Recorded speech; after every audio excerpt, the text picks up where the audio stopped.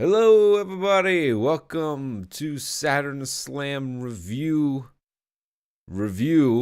of Wrestle Kingdom 13. Of course, we would be remiss if we did not talk about the other big news that just happened a few hours ago here, Eastern Standard Time, and that is the big Double or Nothing rally for All Elite Wrestling. Some news notes coming out of that. Pac, the former Neville in WWE, is going to be on the roster. His first feud appears to be with Hangman Page. Chris Jericho was the big surprise that they had in store.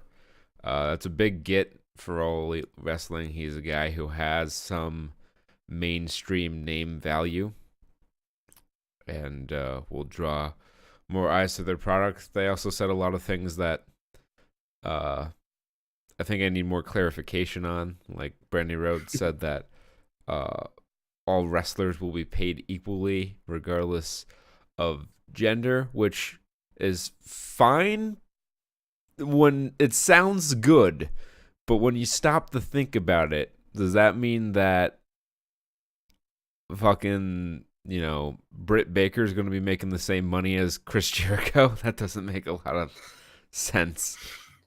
Yeah, who's drawing more money? It's relative to, whatever the match is and, their stuff. Like, when you said all the word, everyone's going to be paid equally, I was like, the wrestlers will control the means of production. Honestly, it does kind of feel like some form of wrestling communism. Some would call it a wrestling co-op. But the thing is, if they, you can pay them all the same downside guarantee. I don't have a problem with that. But I think it's a bit preposterous. I mean, think of WWE. Think if, fucking Tamina Snuka was making the same kind of money as AJ Styles. That wouldn't make much sense. Because Tamina Snuka is not making WWE the same kind of money that AJ Styles is. I want to see Tamina leave WWE in protest to try and get onto AEW. Like, her speech will be, I'm leaving WWE in protest and going on to AEW. I'm Tamina. End of speech. Just stare off into the middle distance. Yeah. Yeah, it should be interesting. No word on a TV deal. Supposedly, based on some rumors that surfaced on Reddit that are of questionable legitimacy, that will be announced at the Double or Nothing show, which will take place in Las Vegas. Hold on, let me just get the date on that for y'all. May 25th. So, a bit of a ways off. And that's going to be their first show. They won't have TV, I don't think, at least until after that. Possibly, I've heard October as well. They don't have a deal yet, as far as I'm aware. Just do it on Twitch, guys. That always works. Yeah, but without TV, they're kind of dead. They're in the same spot that Billy Corgan's NWA is. They exist. They run shows. They have a champion and wrestlers. But without television, you really don't have anything in today's wrestling world. So that's going to be a big thing. Reach out for them. Yeah. Well, hopefully they can use this time to really build their roster and set everything up. And then when their first show happens, it can be like they just slam it out of the gate. Yeah. I hope they do well. I hope that they can provide some legitimate competition for WWE. Maybe not in ratings. I don't think we're going to have a repeat of the Monday Night Wars anytime soon. But at least in terms of talent, jumping ship and stuff like that, I think it's a good competition. Will only help the business. And now you have 4 major players in terms of talent acquisitions between ROH, New Japan, WWE, and now AEW. So this is a good time for the talent, and it'll hopefully, hey, if AEW does catch fire and can start forcing WWE to adapt a little bit, Yeah, I that's think only a good thing. WWE works very well in use it or lose it mode. Yeah. Um, light a little fire under their butts.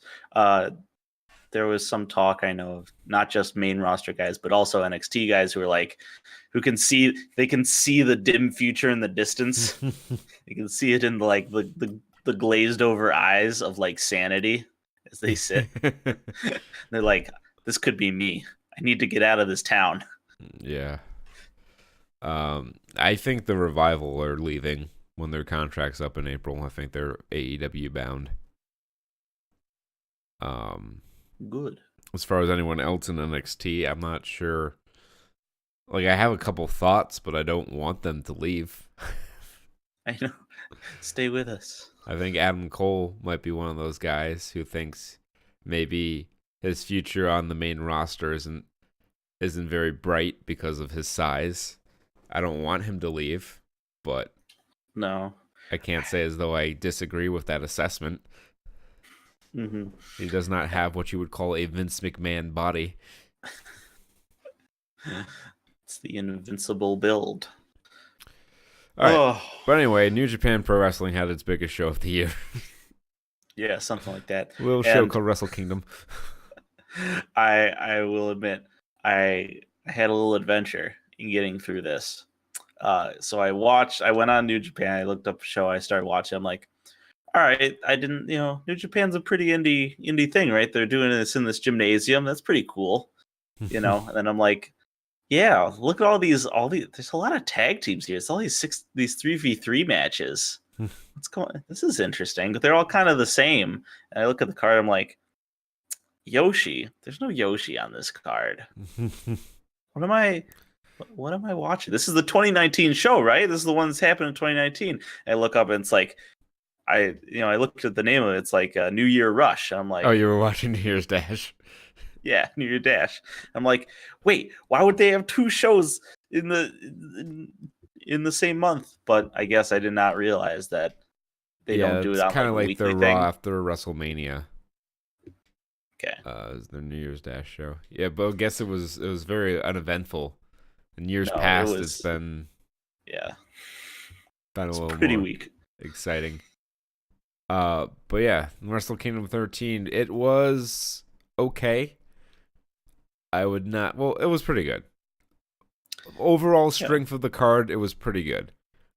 But it was not a blowaway card, at least in my opinion. I don't have the same fondness for New Japan Pro Wrestling as many people on Reddit or other wrestling weebs. Call them. I guess you could call them weebs because they're wrestling weebs, and they combine to make a new word called weebs. With two W's. Yeah, a lot of this was like, for me, I was just like sort of adjusting. I don't watch a lot of Japanese wrestling, and it is a little bit different. Yeah, it's a little more stiff. The crowd too. The crowd is a little. It takes some getting used to, because Japanese. It's not that they're uninterested. It's the culture in Japan is a very respectful culture, so they don't like make a lot of noise. Like, they'll get into finishing sequences and cheer for winners and stuff, but like during the match they're kind of watching intently. And crowd noise for an American wrestling fan is a big deal. Yeah, that being said, though, this one I thought it was a fairly rowdy crowd. They're not mic'd very well, which also hurt. But yes, I'll agree. The crowd was a lot of foreigners in the crowd this year. Yeah. Maybe not a coincidence. Well, I guess it's doing its job if it's pulling in big audience. Yeah. So anyway, we open with a pre-show match, which wasn't separated from the main card in any way. So, was it really a pre-show match? It was a gauntlet for the never open weight trios titles, number one contenders. Started off with Yujiro Takahashi, Hangman Page, and Marty Scurll versus Jeff Cobb, Dave Finlay, and Yuji Nagata. They wrestled a bit. It was fine. Dave Finlay rolled up, I think, Yujiro, or Page. I think he pinned Page. Who just casually did like running shooting star presses. It's like, dude, that needs to be a big move for you. You can't just do that as a move. Just can't hand them out like Ritz crackers out here. Yeah, they're club crackers at least. With the little, the nice light buttery ones. Yeah. Oh. So you rolled them up. The theme of the show was don't let the door hit you on your elite asshole on the way out, because everyone heading to All Elite Wrestling lost on this show. Also, it was not a great show for championships. Every championship changed hands on the show. Yeah. Also, while we're just talking about general impressions, was it me, or was I like, getting like flashbacks to when I watched New Year's Dash? Or was there a lot of like post-match shenanigans where there would be like a little fight after the match? No, it was mostly they'd move on to the next match. That was Dash. Every match, it'd be like, no, we're just gonna tussle after the match. They gotta set up their angles for the next year, Peter. So anyway, after that, Chucky T, Trent Beretta, and Hiroki Goto came out. Dave Finlay again rolled up Chucky T after he missed a moonsault. Then Minoru Suzuki, Lance Archer, and Davey Boy Smith came out. They're a mean-looking crew. Archer pinned Finlay with the killer bomb, and then Toriyano, Rusuke Taguchi, and Togi Makabe came out, and they wrestled a little bit longer, and Yano rolled up Davey Boy. A lot of roll-ups in this gauntlet match here. For the win, and there you are, the new never open weight 6-man championship number one contenders. Minoru Suzuki started beating up people at ringside after the match to get his heat back. This match was fine, but nothing more. I would give it 2.5 stars. Yeah, it's like it's a pre-show. Hooray! Look at our roster. Let's get them all in here, guys. They used to, I guess, do in Wrestle Kingdom's past like a Royal Rumble sort of deal, but for whatever reason, they decided to do this gauntlet instead. Change it up. Maybe didn't work so well. Yeah, 2 stars. It was fine. It's probably better than what the Rumble would have been wrestling-wise. I can't hear you say Royal Rumble without me remembering Lashley falling under the mat. You mean Titus? Falling under the ring in the greatest Royal Rumble. I swear that was planned. Like the grace with which he dove under the ring. Then we had the never open weight championship match between Kota Ibushi and Will Ospreay. The much hyped up match that was going to steal the show and be a match of the year contender went about 10 minutes and was good. I'm not going to say it wasn't good, but it wasn't the blow-away match that I guess I had expected. Mm-hmm. A little too hyped, you would say. They did some fun spots. It was very fast-paced. They did a big striking exchange, capped off with probably the worst-looking Spanish Fly I've ever seen. He did not get all of that. And there was a spot. What did you think about this spot? Because I've heard a lot of praise for it, but I thought it was dumb. When Kota Ibushi was in the Tree of Woe, and Will Ospreay was just sitting there and slapping him, and then Kota started slapping back. Oh, they had the little slap fight when he was upside down in the Tree of Woe. Did you like that? I thought that was kind of dumb. Yeah, I'm sort of in the middle on it. I don't really know. That was not a highlight for me. We'll put it that way. They hit some stiff shots. Kota Ibushi was legitimately concussed. In the match, it's been diagnosed as a mild concussion, but still, it's a concussion. He's going to be taking the next tour off. I don't know where it happened. If I had to guess, it was on that fucking either that really stiff elbow or that knee to the back of the head right before the finish of the Stormbreaker, where he just like creamed him. Yeah. Might have been the elbow because like they were. I think it was That was the one where they personally stabilized his head after, right? They used it on the Well, stretcher. the elbow, like, remember, he got hit with that elbow and he, like, dropped. And I thought he knocked him out. And given that he was concussed, perhaps he did knock him out. But he picked him up. And there was a knee in there. He hit the Stormbreaker. It was good. I'd say 3.5 stars. I wanted it to be better, but it wasn't better. Right. Yeah. 3.5 stars sounds about right. Yeah. After the match, they did stretch her out, Ibushi. Yeah. Good work. Which was planned. Just, it wasn't exceptional. Yeah. It's a solid opener. Absolutely. But the fear was they were going to go and like tear the house down and nothing was going to be able to follow them. But I'd say the two main events followed it pretty well. We had a triple threat for the IWGP Junior Heavyweight Tag Team titles. That's basically cruiserweights for those of you who aren't familiar with how New Japan does their title belts. It was Roppongi 3K versus Shingo Takagi and Bushi versus I can't pronounce that name. Wait, which one? Which team is it? Yoshinobu Kanemaru? Yes, thank you. And El Desperado. He's got to let somebody love him. This match was a fun little sprint. Nothing mind-blowing. But they all went out there. They worked pretty hard, and they had a decent match.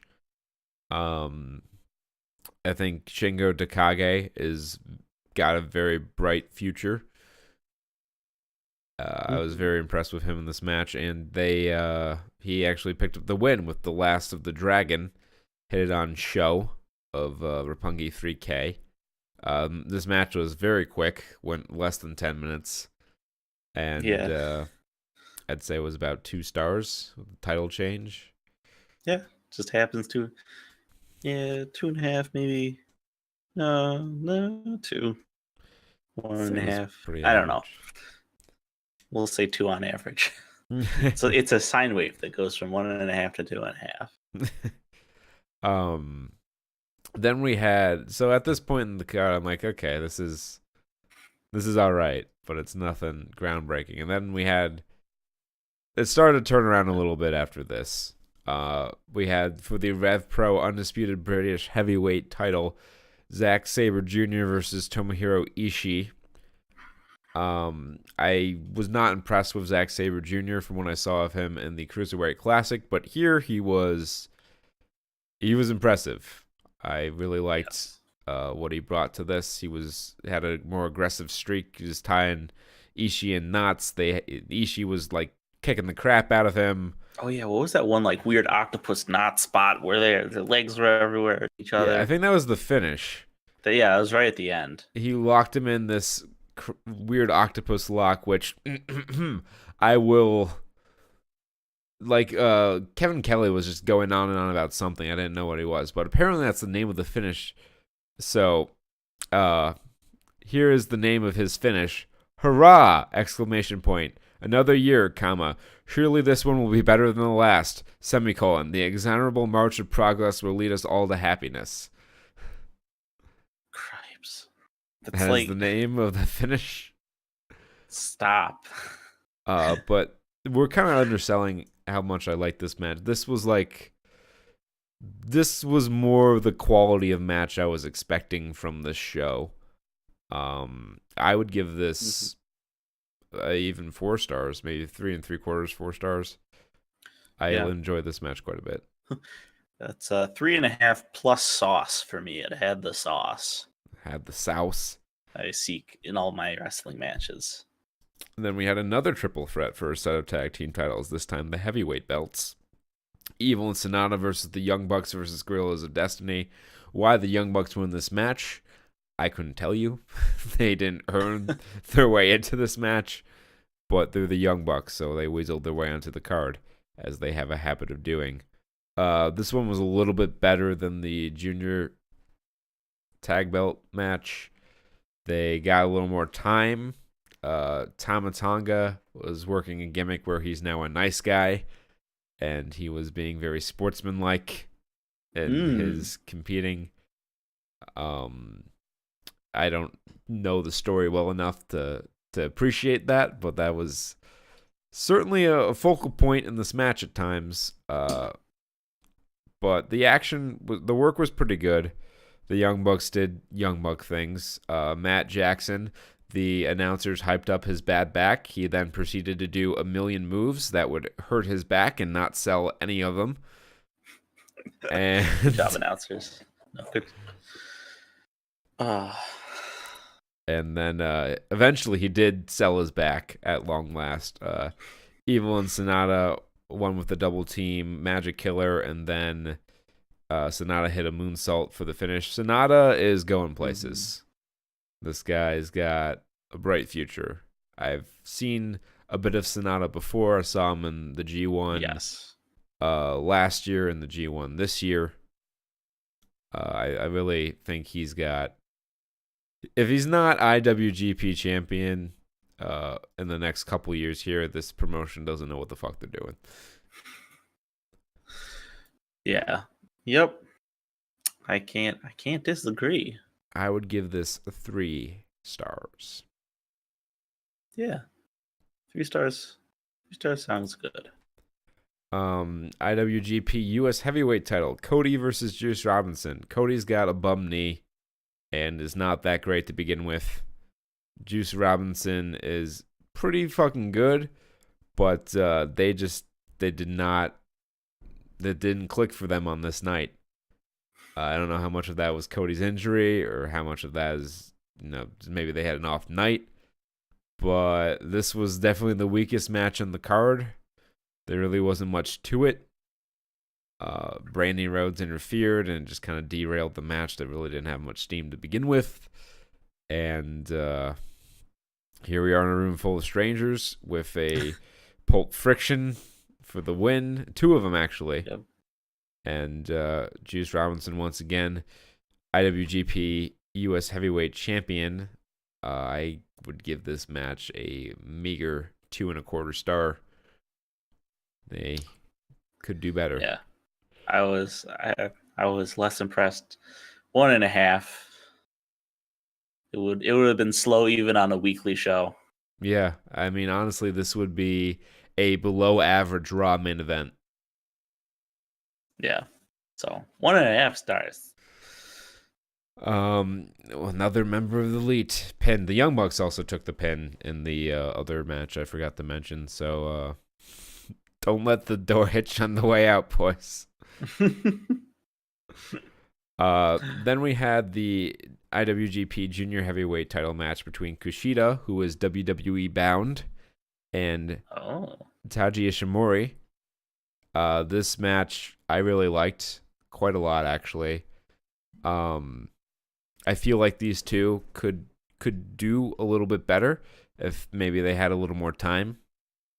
I listened to a review of the show, and the guy had a pretty good analogy. These are guys who are capable of going out and tearing the house down, but in this match, they just kind of trashed the living room. Yeah. There's the potential there. We've seen it before. Yeah. This kind of thing. But Ishimori, very impressive. He does this kind of neat in concept. Execution on this attempt was a little lacking, where he does this like slide under the ropes to give a German suplex. That was pretty neat. They both worked very hard. That's a nice little signature. Yeah. Ishimori is also fucking jacked to the gills. This dude's got a physique on him. Yeah, this is giving me street brawl vibes. Just gonna wail on each other. Yeah, they went out there. There was some flying, there was some brawling, there was some good technical wrestling, and Ishimori won with his bloody cross and captured the title. So another very solid match. I would give this even 4.25 stars. I'd give this a little bit higher than the Zack Sabre Jr. match. Mm-hmm. Um, yeah, 4. I was maybe 3.5, but like then I remembered that when I was watching this, I was having a good time, so I was like, no, it's fine. Now we got to the top matches on the show. Kazuchika Okada versus Jay White. Kazuchika Okada, after his loss to Kenny Omega, went a little insane with balloons and red hair dye. Tonight, he was back to being the Rainmaker, and I got a big pop from the crowd. They went out and wrestled a damn fine match. Yes. The pacing was good from start to finish. Okada is definitely in the top 5 wrestlers in the world, maybe even top 3. I don't think anyone can really refute that. I think he's maybe a little bit overrated, but that does not mean he's bad. Just people say he's the greatest of all time, and I'm like, pump the brakes on that a little bit. No, he could stand on the podium. Yes. I don't know if he's the top, but he's definitely on the podium. And Jay White, he's got some potential. He's got style. He's got grace. This white guy has a funny face. He does have a very funny face. No, he's great. Yeah, they worked well together. White won with what he calls the Blade Runner. It's basically Sister Abigail. That was weird. One of the things I noticed during this whole show was like the random moves that were like, in WWE or like people's signature finishers. Like I just saw random styles clash, and I'm like, yeah. Oh yeah. In the main event, when Tanahashi out of nowhere hit a styles clash and didn't go for the pin. You're like, what? Wait, what? Yeah, they had a damn fine match. Okada has a nice drop kick. He busted out quite a few of those in this match. Yeah, he gets up. Yeah, dude's got ups. And just a well-worked match. 4 stars. 4 stars. And then we had my match of the night, personally. The no disqualification match for the IWGP Intercontinental Championship between Tetsuya Naito and Chris Jericho. Jericho in New Japan is a real fun brawler. He swears at people, he yells at people, he beats the shit out of guys, and it's real fun to watch. He flips them off. It's great. He's like Oreos and milk when he's in Japan. He's Wrestle Kingdom's favorite white guy. At 48 years old, Jericho can still work with the best of them, and Naito is also very good. They had a very intense, hard-hitting match. Maybe not quite as brutal as the match they had at Dominion, but certainly it was a better worked wrestling match. They stole some finishers there. Naito at one point hit a code breaker very sloppily, but he hit it. Lion Tamers, all the spots you'd expect out of a Chris Jericho match were in there. Naito hit all his spots too, and they went back and forth for a long time. I think this match never dragged. I think in parts the main event felt like it was overstaying its welcome a little bit, but this was a crisp 25 minutes. And I really loved this match. I would give it 4.5 stars. Yeah, I would if it was 4.5 stars with sauce. With sauce. With sauce. It had the sauce. It had Chris the sauce. Jericho's great. Chris Jericho is like the sauce, in fact. Yeah. I feel like Chris Jericho. I just see him, and I see a man who was having a midlife crisis, and then he just like succeeded over it. He's like, I'm a new man now. I go fishing in the Philippines and I do charity work. I'm new Chris Jericho. He did have his midlife crisis, and he came out the other side a changed man, and it's wonderful to see. I'm digging Chris Jericho. I'm glad he's going to AEW. As much as I like him in WWE and I enjoyed his last run there, I think he's done everything he can reasonably do in WWE. And I don't think he'd be able to wrestle this kind of style over there. This new King of the Death Match, Bruiser Brody light Chris Jericho here. Yeah. And like I love just it. and then in WWE, the ecosystem needs multiple places, multiple, what do you call them, labels, biomes. Yeah, so that you can have cycles and you can let the people who want to do a different thing, they move out, and it creates vacancies so that all the people can move in, unless Vince decides to stagnate it. Yeah, it's like the old territory system. A guy would go, he'd work the territory, he'd do his matches, he'd have his run, and then he'd move on to the next territory. And then the guy from the territory he moved on to would go into the other territory and take his spot. And it'd be constantly fresh talent working new programs with new people, doing different things. It's you the need system that works, in wrestling. guys. You need these. It's like the nitrogen cycle. Y'all need your legumes. You need to get them legumes. AEW is the peanut farmers of wrestling. Jimmy Carter confirmed for general manager of AEW.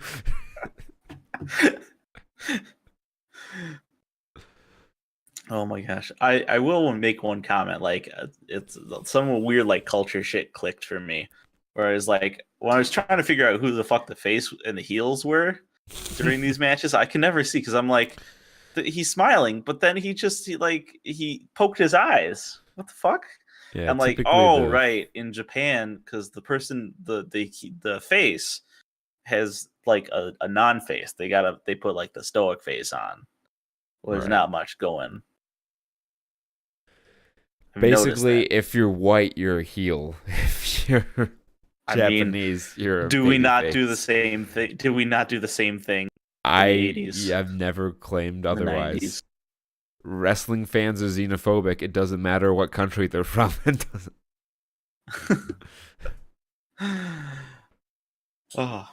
That led us to the main event for the IWGP Heavyweight Championship: Kenny Omega versus Hiroshi Tanahashi.